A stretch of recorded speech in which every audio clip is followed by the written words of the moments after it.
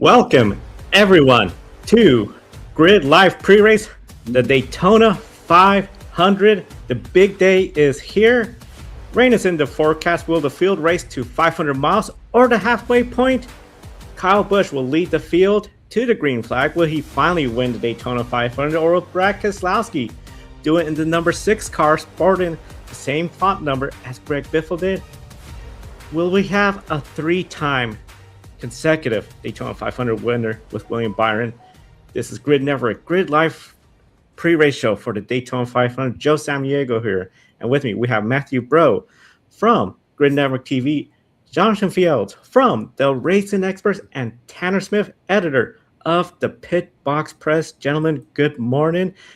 Good to see everyone, and good to see our Patreon investors continuing their support of us. Colin the Shell, Mark, Robin, David, Matthew, Crystal, and Nico, our newest investor. Link in the video description to subscribe through Patreon to invest in us. Also, buy me a coffee, YouTube Super Chat, welcome, as you could do that right here as we're on the air. If we're not on the air live, we'll thank you the next time we go on the air. And subscribe, hit that bell icon. A lot of programming for 2026. We're coming to March, where Formula One IndyCar will get started, and a big, busy race here. Grid Network TV across social media. Gentlemen, let's start with the front row. Kyle Busch is the 2-time series champion. He is leading the field to the green flag today. The speeds came as a little bit of a surprise to me, as I feel it's been a couple of years since we've seen them on the front row with so often Joe Gibbs Racing and Hendrick Motorsports.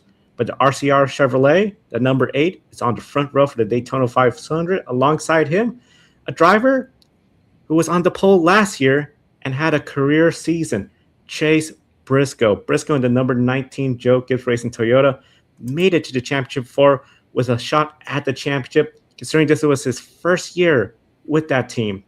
Of course, Kyle Busch used to drive for Joe Gibbs Racing before leaving for Richard Childress Racing. Briscoe started his second season, and this is all after Stewart Haas Racing closed up shop a couple seasons ago. So, Johnson, starting with you, good to see you again. Which driver would benefit the most from winning Daytona 500? Kyle Busch getting towards the end of his career, or Chase Briscoe starting a second year with Joe Gibbs Racing?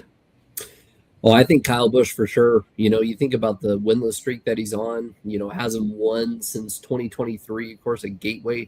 Kind of hard to believe. I mean, Kyle Busch, who is such a tour de force in the NASCAR Cup Series, hasn't won since then. If he could break through, and now, okay, I'm going to reference Tanner here because Tanner, before we came on the air, he was like, thank God we do not have to talk about who's going to make the playoffs in the Daytona 500.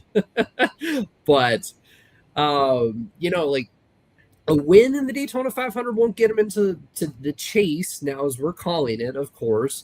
It won't get him into the chase, but it will be a great start to the season where they can use this momentum to go into Atlanta, where Kyle Busch has been really good in recent times, and then go to Coda, where Kyle Busch almost won last year, and into the rest of the season with a lot of momentum that I think the team really needs, because RCR, I mean, at times, especially with Kyle Busch, they tend to start the season very well and then taper off as the summer stretch goes along. And then by the time, fall gets around, they're just out to lunch. So if they can start the season strong, what better way to start the season strong than with a Daytona 500 win and being able to make a run for the chase that I think a lot of people think maybe improbable right now with where Kyle Busch is at his career. I 100% agree with Jonathan there. And I think if you look at Richard Childress Racing, I mean, if you go to the O'Reilly series, I feel like they came out ready to fight this season. And what I mean by that is, well, you start with Kyle Busch, like Jonathan just mentioned, on pole. We never would have thought that RCR Chevrolet in the Cup Series would have speed. Like it really just hasn't, unless you're at Texas. But it has, and they're not Texas. I'm sorry, Richmond, right? Yeah, Austin Dillon's wins. I'm losing it. See, I'm so excited that we're finally here and finally no playoff. Technically, Chase isn't a playoff. I'm overwhelmed, honestly. But yeah, to Richard Childress Racing, especially after the whole lawsuit stuff coming out, I feel like they're ready to show that what they used to really be, and that's a successful organization. They did just win the O'Reilly Championship with Jesse Love. So you got one of the best prospects we've seen in decades in this sport. You have Austin, who's the best O'Reilly super speedway driver probably ever. Then you have Kyle Busch, who's in the arguments for one of the best drivers ever. And then you have Austin Dillon. But yeah, so to have this confidence for this organization to go in, I think it means much more. And then just tying this all back to Kyle Busch at the end of the day, being one of the best drivers in the history of the sport. That's the last thing he's got to check off, it seems like, is this Daytona 500 championship. I think he can do it. And nothing against Chase Briscoe. But Chase Briscoe's 31 years old. He's got this rebirth with his career with the best Toyota team in the sport. I'm sure he's going to be fine if he doesn't win one, because he's going to continue to win races as long as he's in that 19 car. But yeah, it's definitely the most benefit, I would say, is Kyle Busch and just Richard Childress Racing in general. I feel like if Kyle Busch can get this done, or even Austin Dillon can get this done, I think it's only up from here from the organization, who seems to be a little bit on a downhill lately, especially at the Cup level. I couldn't agree with both of you more. So since June 4th, 2023, which is the last time Kyle Busch won a Cup Series race, it has been 987 days since Kyle Busch has visited Victory Lane, which is probably the longest time stretch that he's gone without winning probably in anything ever. So with that in mind, I think it's pretty clear and easy to see that my colleagues are correct that this would be monumental, not only for Kyle Busch, but for Richard Childress Racing. And as Jonathan pointed out, they have a lot of strong tracks for Kyle Busch coming up right after this in Atlanta and COTA. And I think that with the playoff system being gone and we are free from those shackles, I think that you will see a lot less desperation this year. At least I'm hoping so, where people are just doing dumb moves for the sake of doing them just so we can get a win and get in the playoffs, or, tack on 5 more playoff points. But with all that said, I think that, kind of as Jonathan pointed out, this could set Kyle Busch and the 8 team up for the rest of the season to get a win today. So I think that despite the fact that, this will be adding another crown jewel in Chase Briscoe's, infinity gauntlet, I think that with all that said, Kyle Busch would definitely stand to benefit from winning today more than Chase Briscoe would. Briscoe is going to have a lot more opportunities at this, and Kyle Busch has been struggling at this for 2 decades. And frankly, I'm tired of watching this man struggle. I know he's one of the best that's ever done it, and frankly, I want to see him go back out and prove that today. Be great to see if Kyle Busch could do that. I think, especially considering Rich Childress Racing, the history with the number 3, Dale Earnhardt, 20 years of trying, that lives on forever. Childress would love to be able to say, I helped Kyle Busch also get his first Daytona 500 win. In the chat room, Scott, welcome to the show. Hey, Kyle just won the Legends cars at Auburndale Speedway. A win's a win. Yeah. I mean, I would say it'll feel good to get that win, but similar to how we talked about Ryan Preece win may not exactly transfer into, oh, you're going to be a favorite Daytona. That momentum, that positive attitude, because sometimes just bring the right step. He knows he has a fast car. There's no reason why he can't be excited about starting on the front row. Let's go to the back row. Last year, we saw Justin Allgaier finish in the top 10 for Junior Motorsports and then a number 40 Chevrolet. Now, of course, one of the big things, they are back this year as an open team. They raced in. They got in through the duels, through the qualifying. They did it. But the duels didn't exactly go as great as they went, so they're going to be starting 40th. Yeah, the 40 car starting 40th. It's like, oh, man.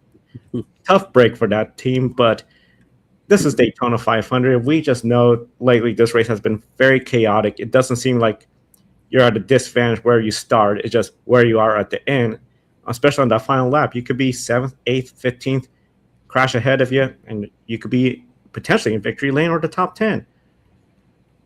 So when it comes to Junior Motorsports, is a win the next reasonable expectation considering they got that top 10 finish last year? Or again, the mission just log the laps, finish the race, bring the car home in one piece?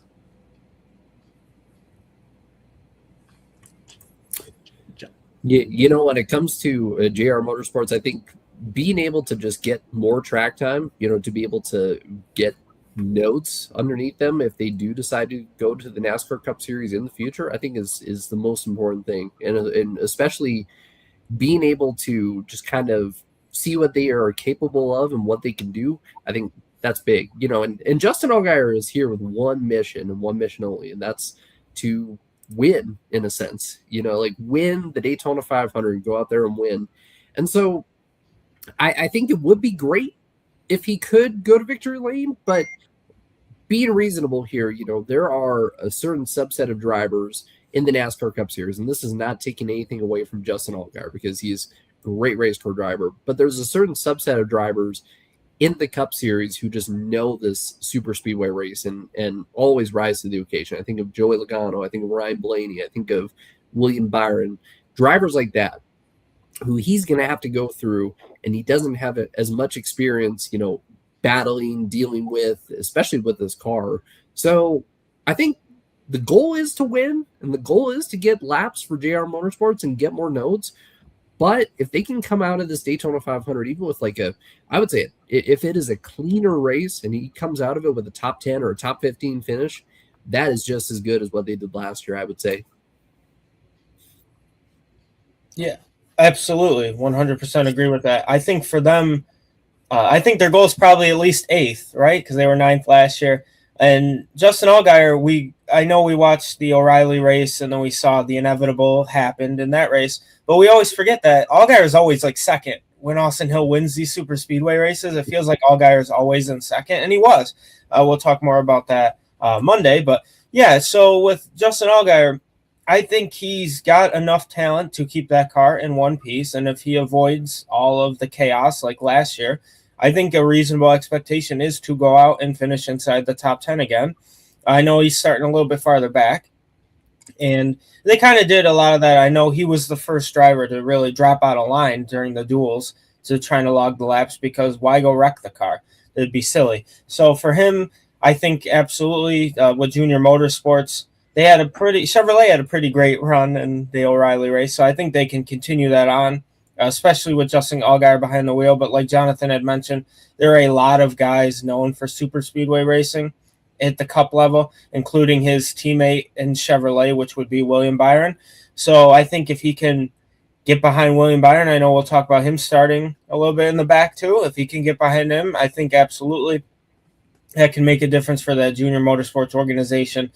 Inevitably, probably going Cup racing if it becomes more affordable sometime, but even him who runs 4 cars and then sometimes even 5 during a race weekend says Cup Series is just not a logical place for him to go right now. That says a lot about NASCAR and the financial stuff. But yeah, for him, finish the race, and I think reasonable expectation, like Jonathan had mentioned too, top 10, top 15. I think their goal is at least 8th through 1st is going to be what they want to do. Yeah, so as far as the question of is the win the next reasonable expectation for the 40 team, I mean, I feel like you don't enter the Daytona 500 just trying to get a paycheck, and especially if you're, running an open car. With that said, I would definitely imagine that the 40 team, which is, completely prepared by Hendrick Motorsports, I think that they will have, a very good baseline race car to go out there and compete. The thing is, over the last 2 seasons, obviously, we only have the one 500 miler to really go off of, but even in last year's race, I don't really recall Justin going up there and commanding the race, which is something he doesn't really do in the Xfinity series either. And I think that leads to him not winning those races more often than not, is that he just does not have the reps necessary up at the front to really know what to do when he gets up there, which is why, as you saw yesterday, he got up there at the last lap and got abandoned going into the last corner. So with that said, I think that, a top 10 is a perfectly reasonable goal to aim for. I think the ultimate goal is to keep the car clean and come home strong. But at the end of the day, I think if they're expecting to win, then I think that might be a little bit misguided, but you also don't enter this race and not have some expectation that you can win. So with all that said, I think that the 40 team should have a strong car. If they're there at the end, then they have as good of a chance as anybody. But again, I think the inexperience that Jonathan pointed out with Justin in this type of car, this type of drafting, I think that's going to hold him back from being a true contender at the end of the race. It's going to be very interesting to see how this race is going to play out. You got drivers up front, a lot of veterans, past champions up there. Some of the drivers that didn't have a good duel, they're towards the back, but there's some big names still in the back as well, too. One name trying to make a name for himself, Corey Heim. Now, while Justin Allgaier is coming towards the tail end of his career as main seat in the Xfinity Series, Corey Heim, he wants to make a statement that he belongs in the Cup Series. Start off a successful tenure in the Cup Series. He is in the number 67 Toyota for Michael Jordan, Denny Hamlin's 2311 outfit team. Got him based on qualifying speed. Came off a dominant truck season last year. And, of course, the championship, where a lot of people were nervous about with the format last year. I won't even say the name of it just because I know we're all thrilled that it has changed. People were concerned he's going to walk away empty-handed from Phoenix, but that did not occur. Matt, you've done a good job at highlighting the potential of Corey Heim throughout the last few years and how good he is, that he should be in the Cup Series full-time. What can he do at the Daytona 500 to leave a good and lasting impression? Be Corey Heim, honestly. That's really, I mean, to answer that in a more serious manner, besides the fact that that is true, he just needs to go be Corey Heim. I think what he's got to do to leave a lasting impression is don't make any enemies. And I don't really think he has any enemies unless you count the whole Hocevar. I don't think him and Hocevar really get along too much, but that's more of truck series stuff.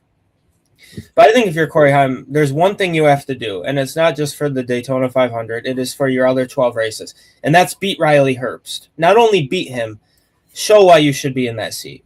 That's really what Corey Heim's goal should be. He's not going to say that out loud. Nobody at 2311 is going to say that out loud. But in the back of his mind, that's what he's thinking. He's like, I got to go beat that 35 every week to prove why I should be in the seat. And I think he can. I mean, I think even last year in his 4 races, he beat Riley a couple times, at least 2. Had a career best finish, a 7th, which is better than Riley, I think, has a 10th. But Riley also, I'm not going to trash him.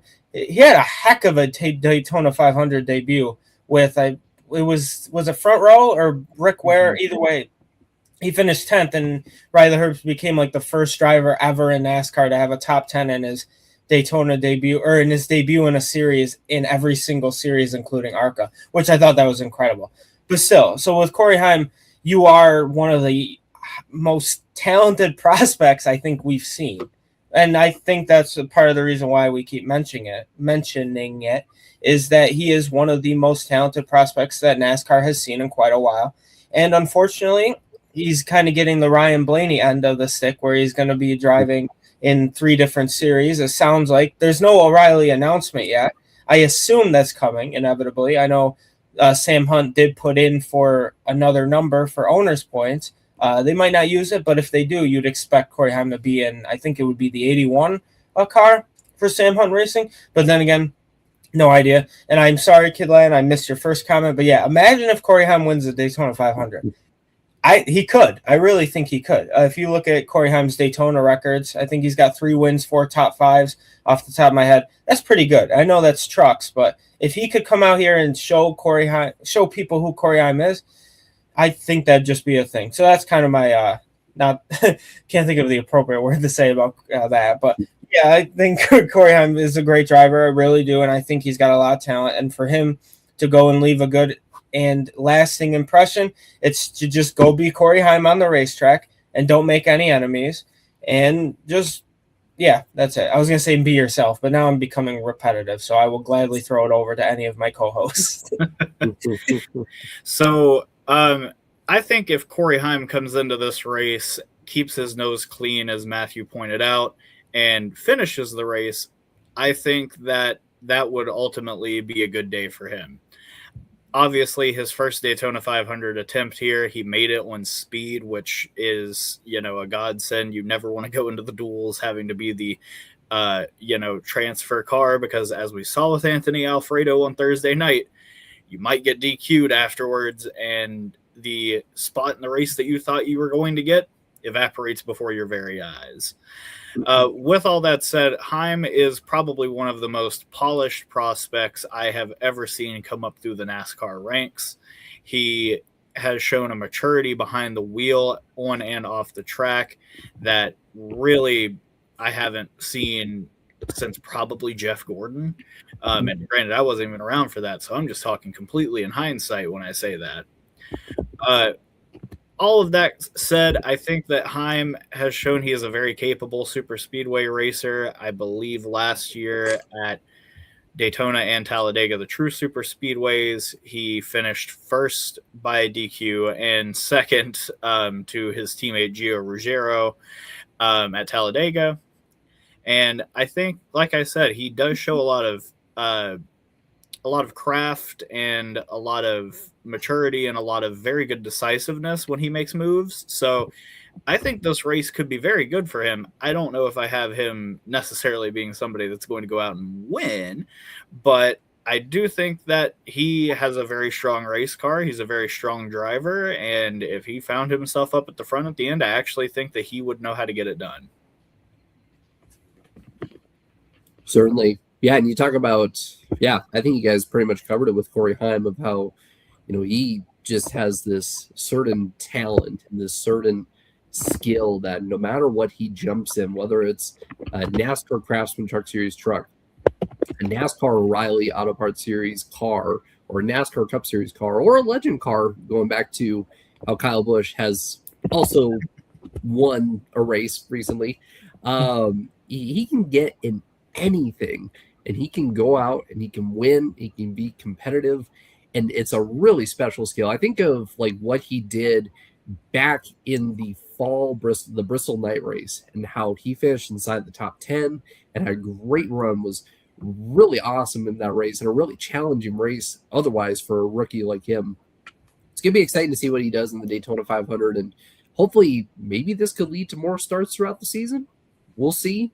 Obviously, he's got about a dozen starts for this season in the NASCAR Cup Series, and that's going to be, I think, plenty for him to get some experience. But, of course, if he wins the Daytona 500 and he starts reeling off some good results, maybe there could be more, but we'll have to see.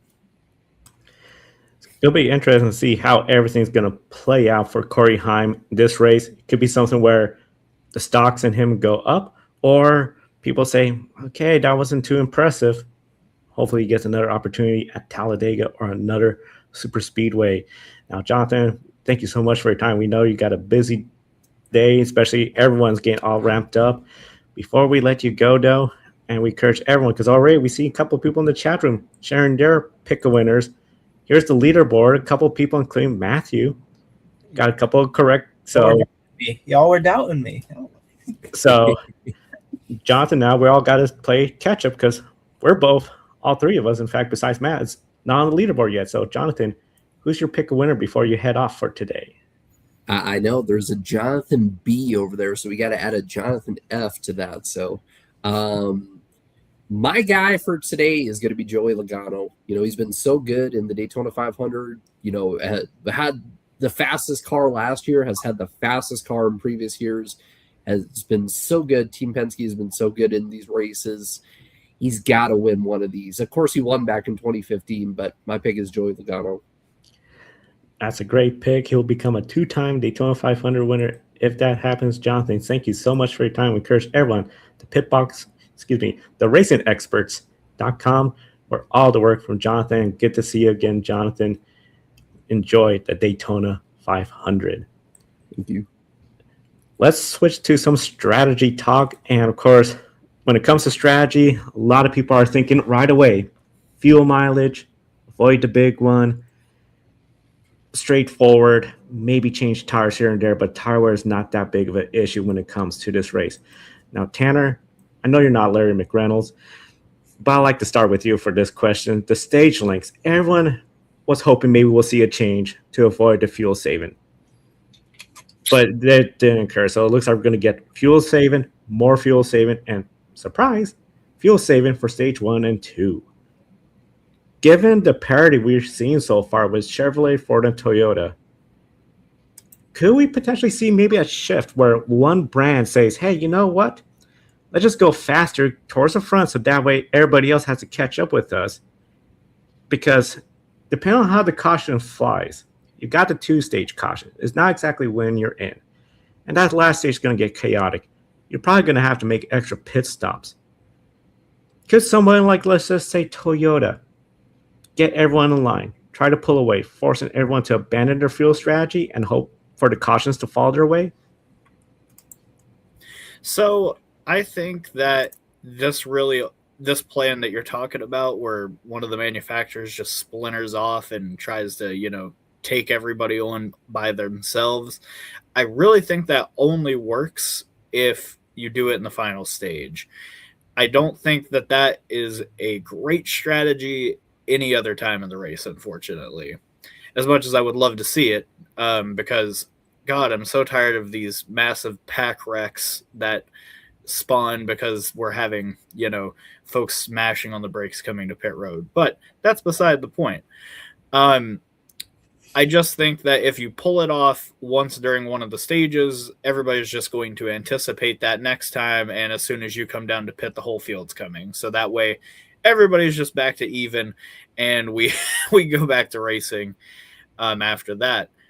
With that said, I think that Toyota is probably the best candidate for that, because I think if we're talking about the totality of the plate racers that they have, I think that they have a stronger contingent than the other manufacturers do. And that's nothing to say against Ford. It's just right now Ford, I think, is actually down numbers to everybody else for the first time in many years, because Rick Ware, Haas both left for Chevy, and obviously, 2311 got an extra car in, as did Legacy Motor Club. So, yeah, with all that said, I think that if I had to pick one between the three, it would probably be the Toyotas. There are less teams, but there are more cars than Ford. I think that will lead to better teamwork overall, and that will allow them to sprint out to the front. But man, I really would have liked to have seen them adjust the stages a little bit this year to make this a bit more interesting. I don't think anybody is, surprised anymore when they go 3-4 wide and just coast at 50% for most of the stage. I think everybody is kind of getting a little tired of that, but unfortunately, I think we're going to have to see more of it today. And we got a comment here from Jason saying, strategy, make sure you are in the inside lane when your factory teammates pit. Yeah, no kidding. You definitely want to be on the inside, because you really cannot pit anywhere else up from there. So, we got another one here from the Ace Steeler 101. It seems that rain later on in the race might dictate the strategies. You might see some backward pit stops in the race. What I think Ace here means is that people will be trying to chart the race out from lap 200 and work backwards, or whenever they think the rain is going to get there, and move backwards from there to chart out their pit stops, rather than doing it to lap 100 or lap 200. So I do think that that's very possible, and that's actually a very astute observation. But I think with how far out the rain appears to be, I don't think that will actually come into play. But I haven't looked at the weather since, I would say, about 2 hours ago. So maybe it's changed since then. I really hope not. But unless this is a complete wreck fest, I highly doubt that this will be too much of an issue with the weather. Yeah, on my end, unfortunately, not unfortunately, I agree with Tanner, but what I mean is, I wish they would do it too, and I just know that a team probably won't do it. And I agree, if they do, it'd probably be stage 3, where a team, and I'm going to jump on, I think Toyota would be the one to do it. I know, unfortunately, I remember thinking of when they all got in a line. The last time I really remember all of Toyota getting in a line was April Talladega of 2024, and that's the wreck that inevitably Eric Jones got hurt in, and that worries me. But I remember there was a lot of pushing, and they just weren't lined up. So completely different thing, but that's just one thing I think of when I think Toyota all trying to get on the same strategy. That's kind of what I was thinking there. But for them, I would love it if they could get lined up like a team, say Toyota, because usually they're the smaller, and you have more experienced guys who have won on super speedways. You have, Jimmy Johnson, Denny Hamlin. I think all of them, Christopher Bell, Bubba Wallace, Tyler Reddick. I know Eric Jones has won. John Hunter Nemechek's a pretty good at Daytona. And then Corey Heim's Corey Heim. I don't really need to explain that further. And then Riley Herbst has had multiple chances at Daytona as well. So I think you got a squad there and your manufacturer that could really, if they work together, I think they could do something. So I think Toyota, it would be really fun if they were like, oh, the leads pack's only going 85%, but let's go 95% and just maybe for a lap and then back off again. I know all the 2311 team, they all start back to back to back to back. Maybe they're having internal discussions as we speak live right now about, hey, let's see what we can do here if we all get together and maybe try to make it up to the front. Let's rush it. Or maybe they're like, let's all get to the back and save even more fuel. So we don't know what's going to happen. And I agree with Tanner as well with the stages. It would have been interesting if they could kind of mess with it a little bit to make the race more interesting, that instead of the inevitable, I guess, predictability of what we're probably going to see. Yeah, that's pretty much all I got for that one. I would like to see a manufacturer, even any of them, just to be like, hey, let's push this a little harder to see if the other teams are willing to join us in making this race more enjoyable for the fans and not a 3 to 4 wide 85% mile per hour highway drive for the next, or 85% 190 mile per hour highway drive for the next however many hours this race takes. So yeah, that's all I got for that one. That's why I'm really curious about with Toyota, because it seems like this is the manufacturer most likely could try this. We've seen them try this before at Talladega, but infamously, they all crash into each other, the Toyota team drivers. If you have a situation where they could get in line and say, hey, we're going to pull away, try to force everyone, and then you got that pit stop on stage one, no tires, just fuel. Again, short pit just to get to the end of the stage. Put some cars a lap down. That could put some pressure and change everything. But with the rain, haven't seen the updated forecast just yet, but overall, there could be a lot going on when it comes to strategy. I think a lot of teams are going to be looking at the radar in case there's any shift in weather patterns, and then what the other teams are doing. But I think Toyota will be the manufacturer that's most likely going to do something creative. But I want to count out Ford just in case they think of something. Chevrolet, I think they got the strength in numbers as always. One Toyota driver that's usually pretty good at strategy. Denny Hamlin. We've seen Denny Hamlin. Others try to ride the back, as you mentioned, Matt, in hopes of avoiding the big one. But the end of the Daytona 500, just so chaotic lately.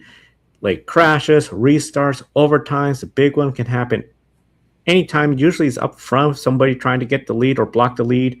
So even being up front is not exactly the most safest spot. Fuel saving, out the window by that point.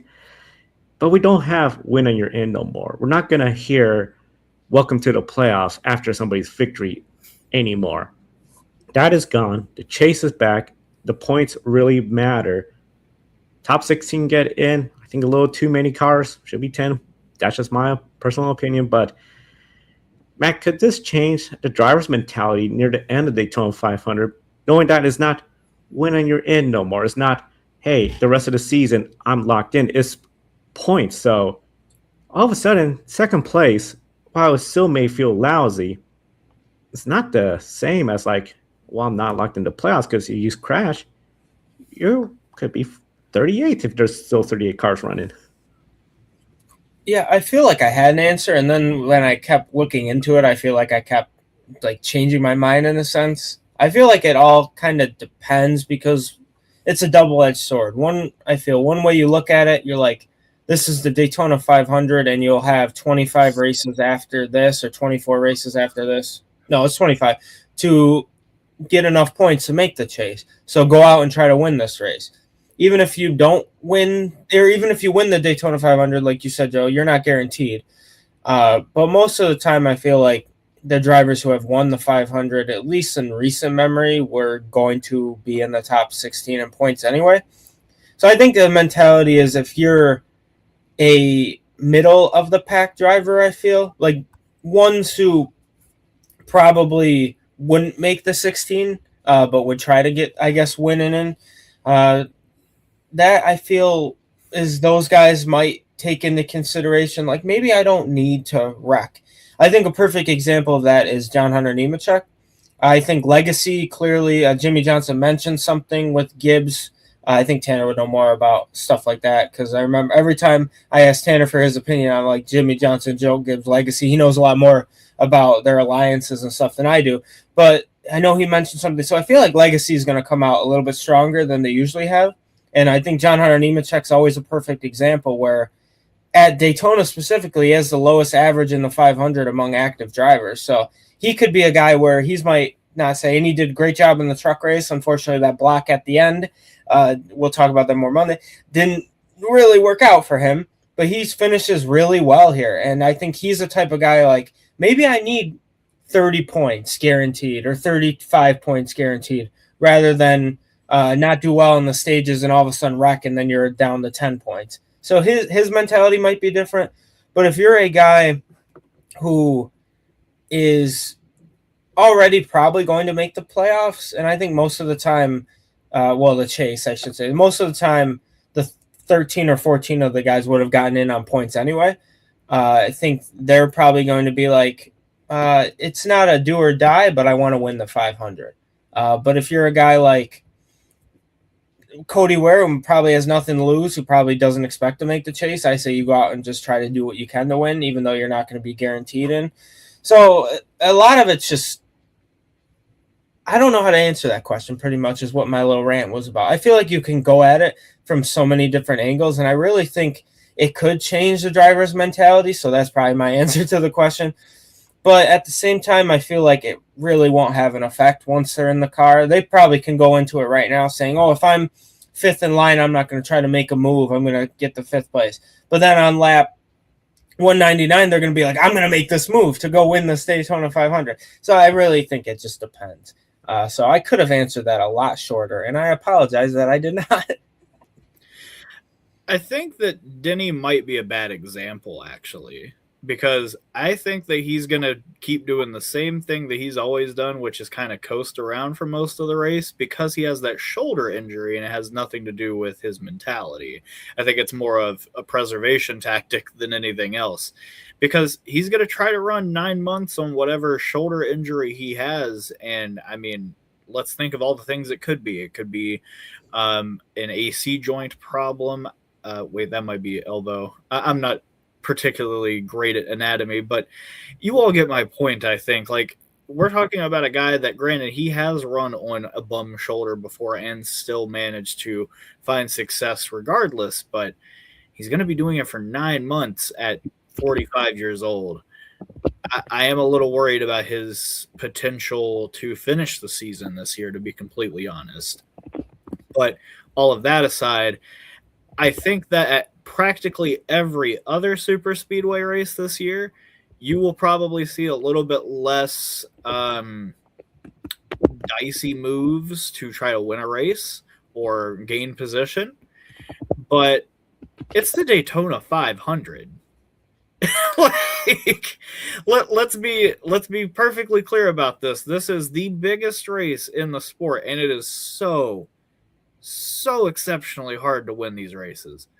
Ask Tony Stewart, ask Kyle Busch, ask all these guys that, went through their whole career like Mark Martin and never found victory lane in this race. It is tremendously difficult to find victory lane and hoist the Harley J. Earl Trophy.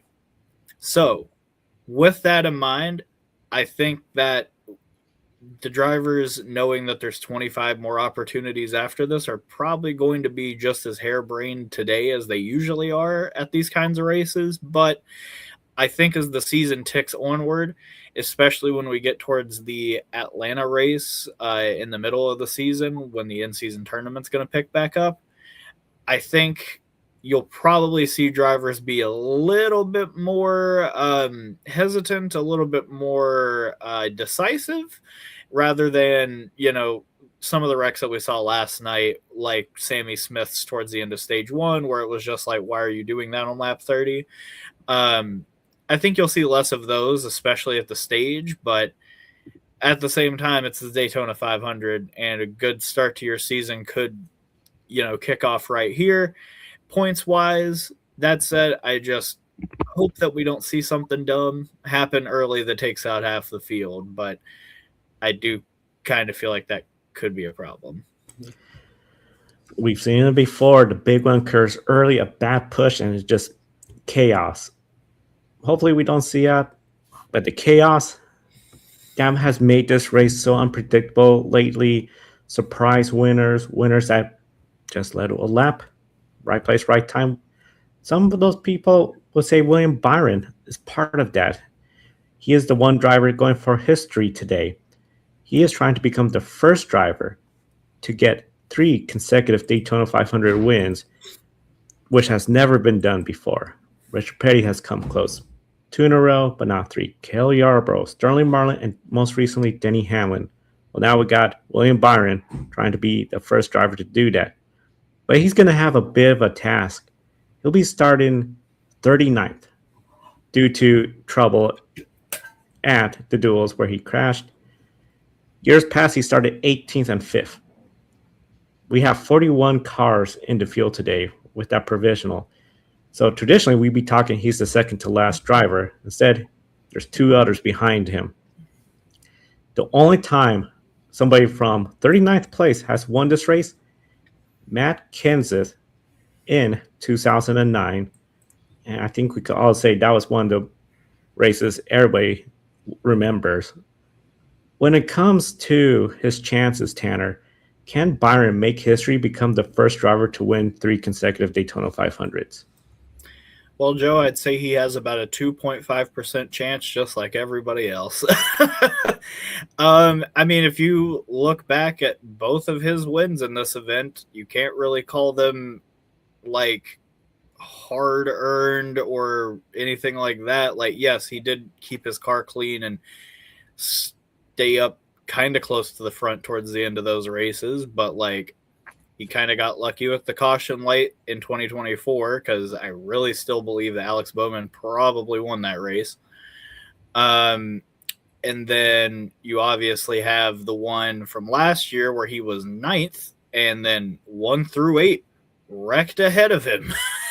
Completely carved a path for him like Moses, bounding his staff and splitting the Red Sea.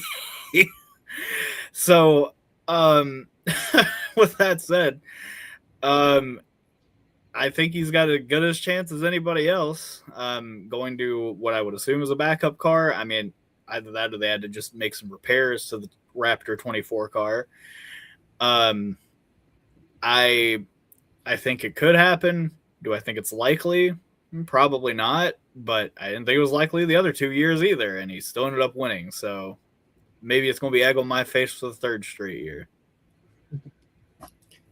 Yeah, William Byron's an interesting case, because I feel like he's the one driver, I feel, in the sport where he can win 3 races a year, and we still kind of aren't like, yeah, he's probably the best driver out of that camp, because they got Kyle Larson, they have past champion with Chase Elliott too. But I feel like William Byron is kind of underrated in a lot of senses, but I think if anyone can do it, it would be Denny Hamlin. And then if you probably go into the top 5 of drivers who I think could win the Daytona 500 3 years in a row, if given the opportunity to win the first 2, I think William Byron would probably be up there. And I think he is in a backup car, because I was reading that he actually won the 2024 Daytona 500. Won the 2024 Daytona 500 in a backup car. I know Alex Bowman probably would have had him if that stayed green, but yeah, so if anyone can do it from a backup car in recent memory, it sounds like William Byron is probably the answer, because he is the only one to do it, at least in very recent memory. So he could do it. I'm not saying he will. I think Tanner is absolutely right when he says each driver has like a 2.5% chance to win this event because anything is possible. But for him, it would be cool if he could do it, I guess. And I feel like it would be I feel like the way Daytona has gone in this sport, at least in the opening race, because you can look back at the other races and when like Harrison Burton won and stuff like that. It's a lot different. But when you have with the truck series, it seems like Heim was the guy usually up front to win. And then even Chandler Smith, I feel like, is a top 6 truck driver. So him winning on Friday is like, that's really kind of predictable in some way. Then you have O'Reilly series and you have Austin Hill, who never loses on these tracks. He won. So I feel like you're more apt to pick a predictable driver to win an event. I feel like the super speedway has kind of lost that chaos where anyone could really win, because I feel like anyone could really win, but it usually is somebody who usually wins, and William Byron is one of those guys who usually wins. And yeah, we're giggling. So in our prayer chat, I had a cop fly by my house, and you guys were talking about, we're talking bad about William Byron if they're coming to get us here. Hopefully he can't find me, right? But yeah, Rick Kendrick is on to us. Yeah, Rick Kendrick is coming to get me, huh? He probably to some of the comments that we've made prior. The axe alta axe, as it were. There's a lot of snow to get to, though. Yeah. But yeah, That was far from done. That's all I got on my end. Yeah, it's going to be interesting what Byron does. I mean, it just, the way it is, I feel like compared to 94, 95, yes, I was around to see Sterling Marlin do that. We saw Marlin in 95, and that Monte Carlo brand new was just, people were like, it sounds like an Indy car. And he was just so hard to beat. Now, I mean, even with Denny Hamlin, it was like, well, right place, right time. It's so unpredictable. 2.5, I think that's a good percentage for everyone, because that's also the length of the racetrack as well. So here we are, Daytona 500. But of course, there was the duels. That started setting the second row and on back. Joey Logano and Chase Elliott there in the second row because they won their respective heat races. When you look at the two of them, Logano, Jonathan has put for his pick a winner. He has won Daytona 500 win. Chase Elliott has won at the super speedways before. He has won at the current reconfigured Echo Park Atlanta Motor Speedway. He wants to get his first Daytona 500 win. Of course, they all have teammates. Penske, Ryan Blaney, he loves to get his first Daytona 500 win. Austin Cindric loves to get his second Daytona 500 win, just like Logano. Then over in the Hendrick side, well, Bowman, Daytona 500 win could be huge in just getting people to talk about, okay, maybe this could be his year. Kyle Larson, so unpredictable in the Daytona 500. It just seems like it's too often he's on the record. And then, of course, William Byron trying to go for 3 in a row. And Chase Elliott, as I mentioned. So, Matt, for Logano and Chase Elliott, since they won their dual races, does that done anything within the team to elevate their status a little bit that, for instance, say, hey, follow the 9 or follow the 22, or is it just all level, like as if that didn't happen?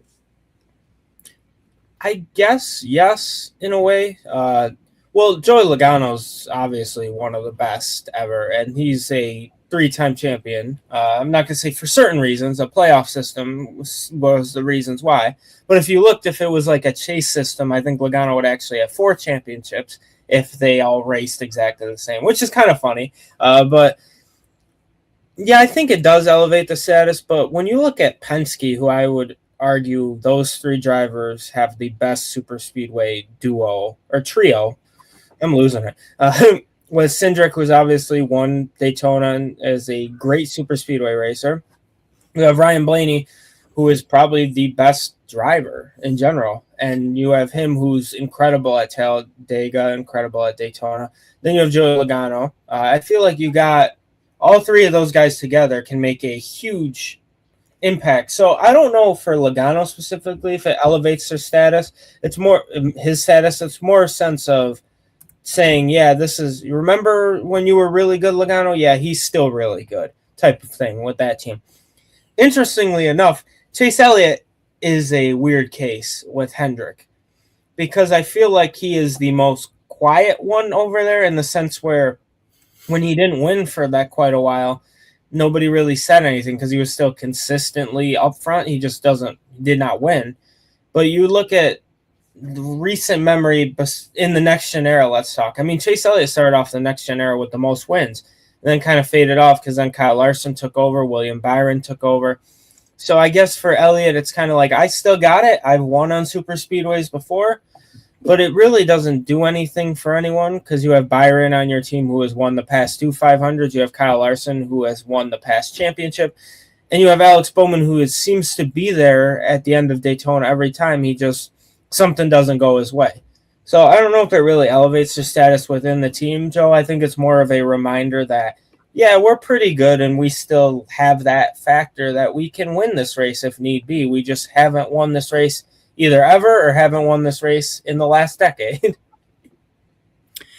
Yeah, I think as far as what a dual win does for like Logano and Elliott, I really don't think it's going to do too much. I mean, obviously, a win is a win, so you obviously take everyone that you can get. But Logano, what more does he have to prove? He's won the 500. He's won several races at Talladega. I mean, the guy is a bona fide star at these tracks when he's not on the record. Same thing with Elliott, who often doesn't make it on the record, but he, obviously won Atlanta last year. He had a very strong 2022 season as well, where he won Atlanta and Talladega in the playoffs. And I think that they're both very good super speedway racers, but I mean, I don't think that they're better than I don't think that they're better than some of their teammates writ large. So I don't think it'll have anything to do with like pecking order that they won the duels. But I think that for Logano and Elliott, it'll give them some more confidence in their cars to make the right moves at the right time. I think both drivers are fully capable of going out there and winning today's race, but you don't really know what the race is going to look like until you get out there and start running the laps. So I think with these races having taken place at night, the handling of the cars will be a lot different, because we'll be running this race in a pretty humid daytime where rain might be a threat, maybe. So with all that in mind, I think that, like I said, I think both drivers have strong cars and know how to get it done at these kinds of tracks. It'll really just be a case of, are they going to be able to find themselves there at the end and know the right moves to make? I have confidence that both of them do. It's just a matter of getting there. And the key too, as you mentioned, from all the nighttime running, qualifying the duels, not only are we racing the day, we moved it up an hour because of the threat of rain. So that could wreak more havoc when it comes to the setup of these cars and how they're handling. I think it's going to be very interesting just to see what's going to happen with the first few laps. I think everyone's going to be taking it easy, just trying to get into a rhythm, see how the car feels out, but hopefully no mistakes, and then we see a big one like a couple of years ago. With that said, before we get into the lightning round, you may have saw on social media the big news. We have Matthew and Tanner here, and of course, they'll be hosting our brand new Grid Rising on Mondays, 7 p.m. Eastern, each Monday, from the NASCAR O'Reilly Series, NASCAR Craftsman Truck Series, ARCA Menard Series, Cars Tour, and ASA Stars National Tour to F2, Super 2, and more, is where tomorrow's stars are being built, and we are covering it.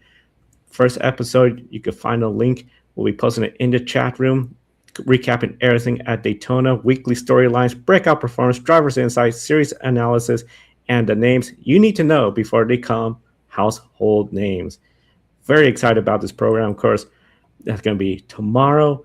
Matt, Tanner, anything else you'd like to add to all our viewers about our new Grid Rising program?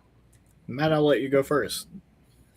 Yeah, absolutely. I mean, I'm excited. I think that's why my mind's been a little jumbling too. It feels so cool to be able to get the opportunity being with Grid Network now. I think this is my 4th year. I think I started in 2022.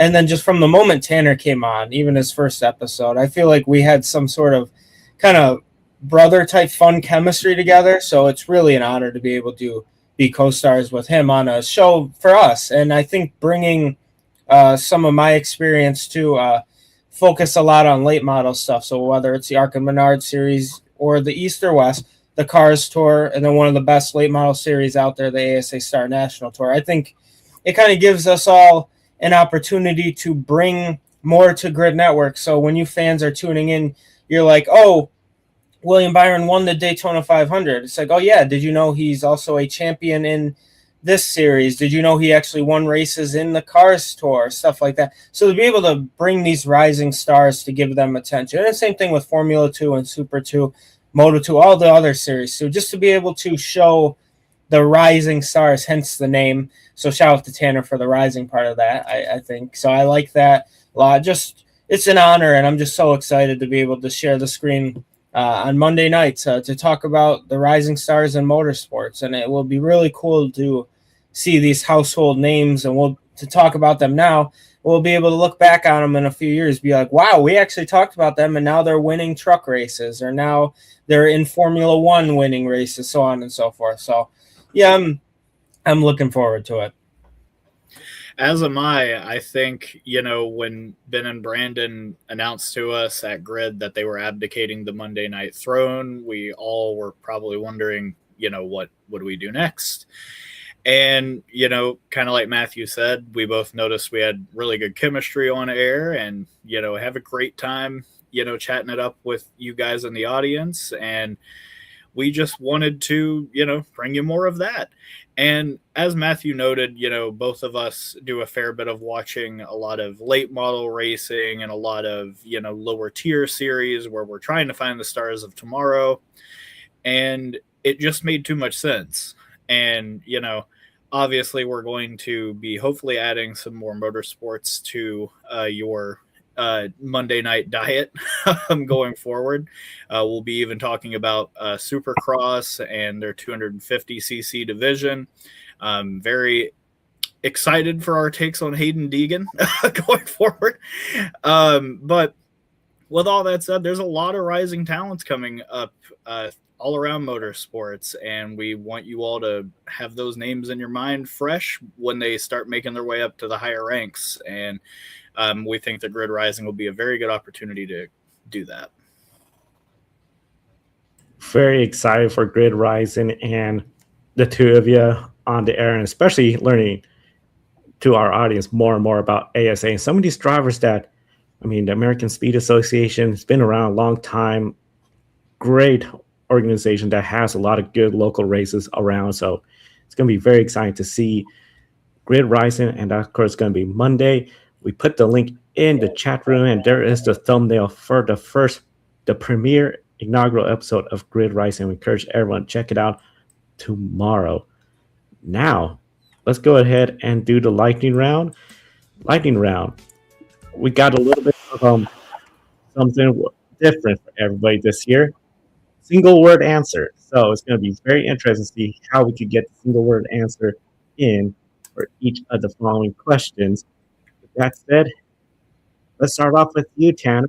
Jimmy Johnson is making his second to last Daytona 500 start. Will he lead a lap? Absolutely. Yes. I'm going to say no. 23-11, starting 26th, 27th, and 28th with Reddick, Walls, and Hurst. Who finishes the highest? Matt. Wallace or Heim? I'm going Wallace. Unanimous, Wallace. Casey Mears, starting 17th, will he finish top 10, top 20, or outside the top 20? And I'll just throw it in there too. Could he win it? Top 20. Outside top 20. I'm going to go top 20. Carson Hocevar, starting 6th. Is he a dark horse favorite for the Daytona 500 win, Tanner? That's a one-word answer. Possibly. Go with sure. I'm going to sound more definitive. I'm going to say yes. So Carson Hocevar, one to watch. How about Shane Van Gisberger, one to watch, or he's not on the radar today, Matthew? Surprisingly, thumbs up. His GPS is off. I'll put it that way for me. I'm going to say he's on the radar. Watch.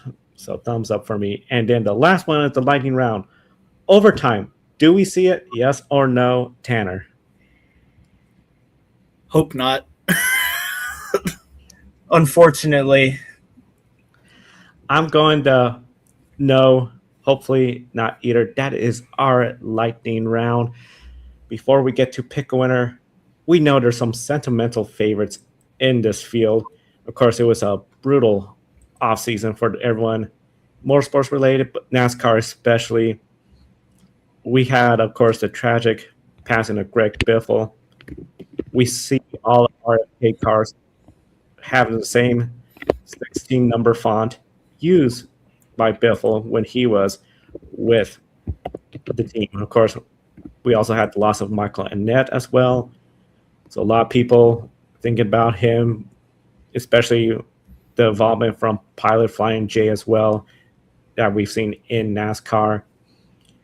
AJ Allmendinger, he is sporting the number 16 and he has the same font as Greg Biffle. Then, of course, the heartbreaking news of that fire that claimed the life of Denny Hamlin's father, just coming off after November, where Denny Hamlin had experienced heartbreak, coming up so close but missing out on a championship. Mom went through recovery, and the brutal offseason just seemed like we cannot get excited enough to be here. And even Brad Keselowski broke his leg. He's back, though. He was clear for this race, but he missed the clash. So overall, when it comes to the drivers, RFK, you have Keselowski, Buescher, Priest. They all would love to get a win. Most likely dedicate that to Greg Biffle. AJ Allmendinger, seeing that number 16, I think that would mean so much to the fans. But also for Allmendinger to say, hey, I won my first Daytona 500, and it's a tribute towards Greg Biffle. I think that will go a long way. And, of course, Denny Hamlin, just a win will feel like moving past Phoenix, moving past December this year. Who would benefit the most from winning in this healing process, Tanner?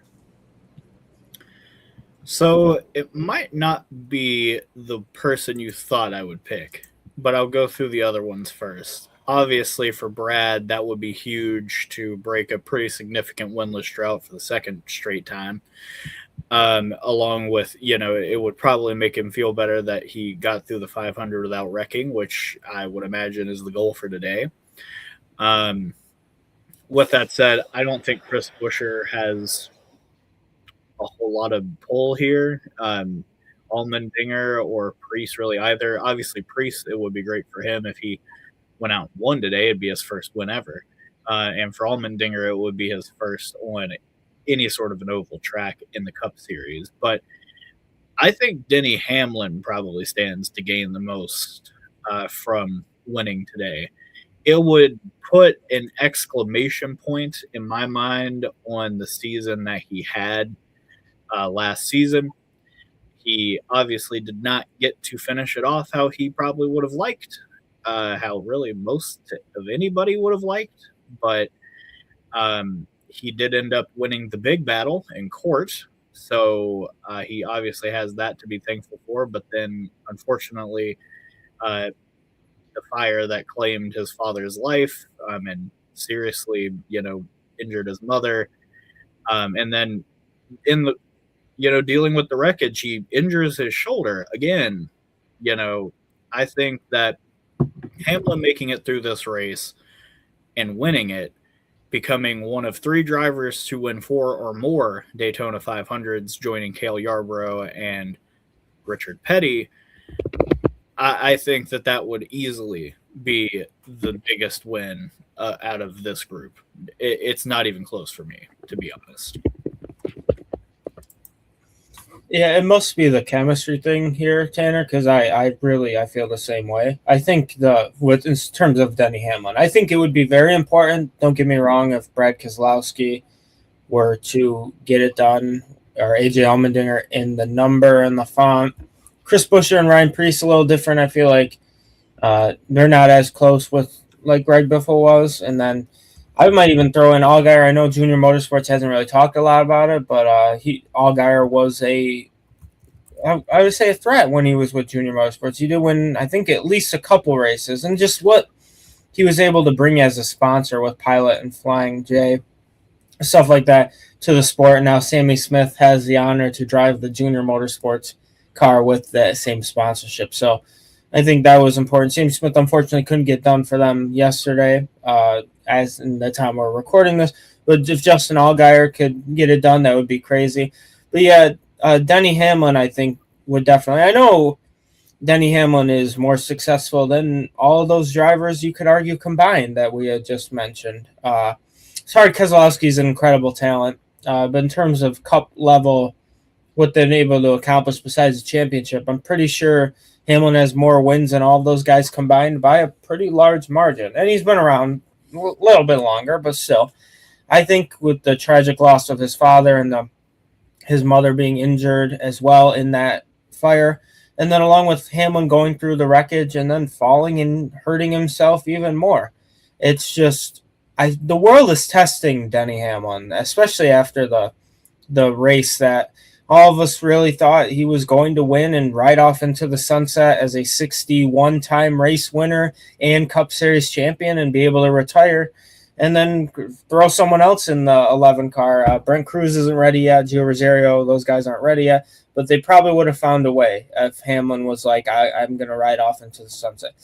But unfortunately, that didn't happen, and it was tragic. So for him, I think Denny Hamlin, he's going to have to play the fine line between the villain and the lovable character, I guess, for the fans. I think a lot of fans, he's still a villain to a lot of people, but I think people are more accepting when they realize that Denny Hamlin, as hated as he is, he's still a human being. And for him to win his 4th Daytona 500 to continue to make history, I think it would be great. And I think for him, even if Denny Hamlin is the 2026 NASCAR Cup Series champion, I think even his biggest haters will be okay with that. I really do. And plus, I think it's 1 year closer. He might, instead of retiring, which I think he said at the end of 27, he's probably like, I'm going to take it away. But I think if he wins in 2026, I think they might, and it depends on how guys like Brent Cruz and them do, or free agents in the Cup Series. I think that might depend on his retirement decision as well. But yeah, I think Denny Hamlin will, without a doubt, benefit the most from winning, especially in this horrible, horrific offseason that we saw for him. And I want to throw it back to Tanner. I mean, there is a Toyota racing development driver in the pipeline that, has a very defined history with the number 11 that they could throw in there instead, but that I guess that's beside the point. No, I know, but if you're being realistic with Heim and the whole say it. But no, you're absolutely right. I think Corey Heim could go into the 11 and be a dominant factor for years to come. But unfortunately, that's not how the world works for us. But we would all love to see it. But you're absolutely right there. In the chat room, we have from Kid Latin 27. Brad Keselowski wins the Daytona 500 would just be wonderful, and to do it after losing Greg Biffle last year, let's do it. So big thank you to everyone in the chat room sharing your question and opinions on the Daytona 500. Overall, now we are at the point where time for everybody chime in. Who do you think will win Daytona 500? The leaderboard? Well, we got a tie for the lead now with 2. This race weekend, Formula E, they completed their race. World Rally Championship. Elfyn Evans won that race this morning. And now here we are, the last one of the race weekend, Daytona 500. Pretty low scoring affair considering it was still 2-1. So if you're watching, you're not on the leaderboard, hey, you could be tied for second place. or third place, depending on what happens up front. Tanner, starting with you. We heard Jonathan go with Joey Logano. Who are you going to go with? Jonathan is projecting that the even year Logano is going to strike earlier than ever. It's time for me to get on the damn board, Joe. I'm going big, and maybe it is a retread from last year, but I don't care. He's the pole sitter for the Daytona 500, and it's been 20 long, tireless years for Rowdy Busch. But it's time. It is finally time for that man's winless streak to die today at the World Center of Racing. I am putting it out there right now. Kyle Busch will finally reclaim victory lane as his own and win the Daytona 500. I have not been more confident about a pick before in my life. But unfortunately, as we all know, it may not even be within his hands that he could lose it. So that's my pick. Matthew, what do you got? As much as I would love to see Kyle Busch win for the historic part of it, I picked him last year too. There have been years I've picked Bubba Wallace, who I think will do great, but he seems to finish every 4 years. Bubba finishes second. So this is Bubba Wallace's year to finish second. To an unpredictable winner who's never won the 500, Bubba Wallace's best friend. I'm going with YRB. I think Ryan Blaney is going to finally get the Daytona 500 victory. I mean, as much as I'd like to see someone like Kyle Busch win, I know we're not supposed to pick favorites, but man, it sucks to watch him not win races now. We used to complain when he won all of them. Now he's not winning, and we're like, what the heck? So yeah, I'm going with Ryan Blaney as my Daytona 500 pick. I'm going with a surprise pick. A driver that has impressed me in the later half of 2025, who during the duels, it was mentioned on how he's been told, you got the speed, it's just take your time, think things through, and the results started coming in 2025. And one of the lowest average finishes at Daytona. I'm going with John Hunter Nemechek to be the upset winner of Daytona 500. You want to talk about an underdog, Joe? My goodness, you should put some money on that. I probably should, but you make a ton. There's ethics in journalism, so you can't really do that. But John Hunter Nemechek is going to be my surprise winner, because I think we will have a surprise winner. It will celebrate, and it's a matter of, okay, now we're going to ask, can John Hunter Nemechek be consistent enough afterwards to be in the championship? And that's going to be for every driver, whoever wins, especially a surprise driver. Can you stay in the top 16? Let's go to the chat room, see everyone's picks. Jason, thank you so much, mahalo, for your super chat. We encourage everyone to do that. It helps us go a long way. He is going with Chase Elliott to win the Daytona 500. Very strong pick. I saw we have another one here from Scott Lynch. Oh, that's the wrong one. I think it was this one. Bubba Wallace from Kid Lantern 27. So again, maybe if Blaney gets DQ'd, Matthew. That's one way it could happen. And then Adam, pick a winner. Denny Hamlin. Brad K finishes in the top 10. William Byron finishes in the top 5. Plus Connor Sillers and SVG on the lead lap. Interesting predictions there. So a lot of predictions. That sounds like a parlay to me, but that's a great one. You know, it's funny, when Hamlin was up for the trio, for the triple 3 in a row, he finished 5th. So, I mean, if Byron's following the trend, then yeah, that'd be where he'd finish, his top 5. Top 5 will be something else to see, and of course, Daytona 500. That's going to be starting up very shortly. The pre-race coverage on Fox still ongoing, so I haven't missed anything. I don't even think they have done driver introductions yet, so plenty of time for everyone to switch on over. International viewers, you can find out more on NASCAR.com about how to watch the race. Before we go off the air, once again, big reminder, tomorrow, Grid Rising will premiere. Lots to talk about from Daytona with ARCA, Craftsman Truck Series, and the NASCAR O'Reilly Series, so join Matthew and Tanner for Grid Rising. We will have the wrap-up show, assuming it's going to be 90 minutes following the conclusion of today's race. Let's see if weather's going to have a say on that or not. It's going to be a lot of fun. We got NASCAR, World Rally Championship, and Formula E this past weekend. And of course, if you subscribe, hit the bell icon. You're not going to miss any of our programs, including Wednesday Grid Tonight, your weekly motorsports news program, Monday Grid Rising, and we'll do this all over again with Grid Life Wrap-Up following the conclusion of the NASCAR Cup Series race next race weekend. And before you know it, it's going to be March, and we're going to have Formula One. We're going to have IndyCar, MotoGP. Heck, I keep forgetting. Supercars is starting later this month as well, too. So it's not too long. We're in April, and the Grid Ranking and the Grid Endurance Performance Index will be up and running. So we encourage everyone to subscribe to the Grid Network right here on YouTube. For Tanner and for Matt, I'm Joe. Thank you for watching today's program.